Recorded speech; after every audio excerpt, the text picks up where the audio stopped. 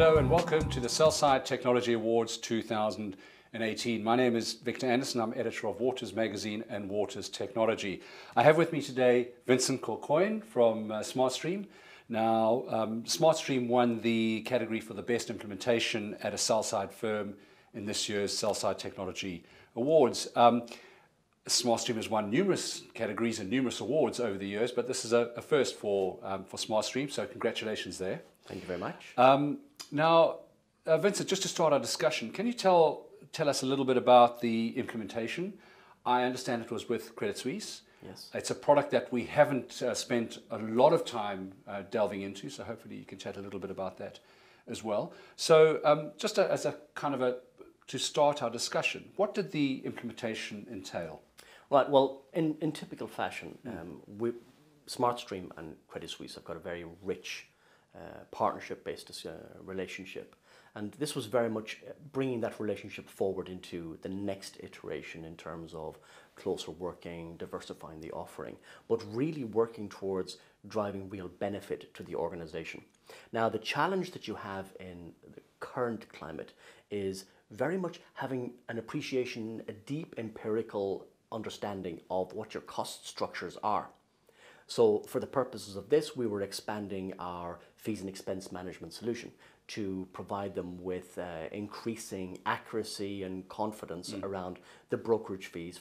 So from that point of view, what we needed to be able to do was provide granularity across the asset classes, but then to be able to automate that, recognizing the key drivers that are associated with a global bank of the magnitude and depth and diversity of Credit Suisse. So we had to be able to capture all of that information from a geographic perspective with all of the different nuances that were associated with regional relationships, regional cost structures, regional ladders, regional behaviors, and bring all of that information in all of the different formats in large volumes, process that to be able to give the information in a very short period of time so that we could really drive some improved decision making. Some of the big challenges, as typically happen with virtually every bank, are things around data quality, because the perception of where you are in terms of the data quality around the information is always somewhat adrift of the reality. So a lot of the work was spent on ensuring and increasing the quality of the data to be able to capture that from a regional perspective and then deliver that within an actionable time frame back to the bank. Okay, good. So with respect to the implementation, it's reading between the lines, it's a global implementation. Yes. Where was the kind of pilot project kicked off? Was it kind of in the States or the UK or Switzerland? Or? The way in which we tend to drive that information is we operate very much a service-based approach, which is we engage with all of the different teams and then drive it out of our operational centers, very much being led and working closely with the different business units from a regional perspective across the organization. So it's very hard to say where exactly it was because of the fact that it was a regional and global rollout. Right, I understand. Okay, so with respect to TLM fees and expense management, the platform that was rolled out, can you give me a sense of typically what are the challenges that sell-side firms face and how that platform addresses those challenges within those organizations? I think that in terms of pecking order, one of the biggest challenges you initially have is the data quality problem. In some organizations, your data quality can be as low as 50, 60, 70%. Right. So obviously one of the biggest challenges we have is to drive that up. Now, you're never going to get to 100%, but from an initial quick win perspective, one of the key things is to drive that to north of 90%. Right. So that was challenge number one. The next thing then is to be able to capture all of the granularity around the different fee structures from a global perspective. And then how do you bring those into create some degree of consistency and transparency, etc., because you're processing transactions globally. So they were probably the key biggest challenges, where the global diversity of the agreements and the structures and the commercial terms, but then also the underlying quality of the data. Yeah. Okay, good. A final question to you then, Vincent. In terms of SmartStream's immediate radar, what new functionality or possibly even maybe new products might we see from SmartStream in the immediate future? Yeah. Well, I think that I prefer to look at it rather than looking at it from a product perspective, I prefer to look at it from an offering perspective. If you look at it, fees and expenses are becoming increasingly relevant for the entire banking community, buy and sell side. Is that a regulatory imperative, or is it coming from clients as well? It's genuinely coming from both, because if you look at it, MiFID is a key driver towards understanding my cost structures to ensure best execution disciplines are adhered to.